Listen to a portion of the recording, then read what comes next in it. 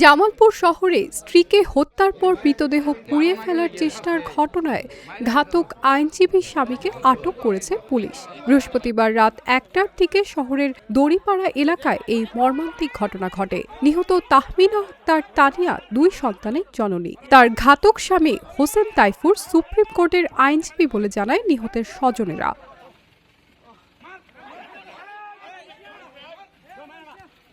Police জানায় ১৫ বছর আগে বিয়ে হওয়া তাহমিনা এবং তাইফুরের মধ্যে পারিবারিক কলহ চলে আসছিল।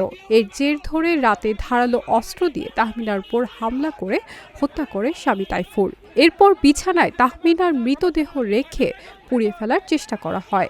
এমন সময় প্রতিবেশীরা বিষয়টি বুঝতে পেরে খবর দিলে ফায়ার সার্ভিস গিয়ে আগুন নেভায় এবং পুলিশ গিয়ে মৃতদেহ উদ্ধার করে। পরে স্থানীয়দের সহযোগিতায় অভিযুক্ত স্বামী তাইফুরকে আটক করে পুলিশ। খোঁজ পাই যে এখানে তাহমিনা আক্তার তনু নামে একজন ভদ্রমহিলাকে তার স্বামী তাকে মেরে আগুন জ্বালিয়ে দেয় তার বাসায়।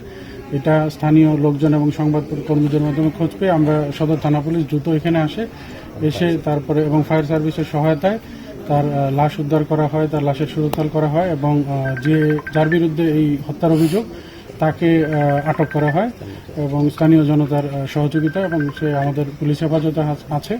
আমরা এই সংক্রান্ত প্রয়োজনে যে আইনগত ব্যবস্থা আমরা সেটা নিব এবং তদন্ত সাপেক্ষে পরবর্তী ব্যবস্থা নেওয়া হবে। আমরা এখন পর্যন্ত যেটা জানতে পেরেছি যে এটা পারিবারিক কলহ হওয়ার সম্ভাবনা বেশি, আর বাকিটা আমরা তদন্ত করে বিস্তারিত জানতে।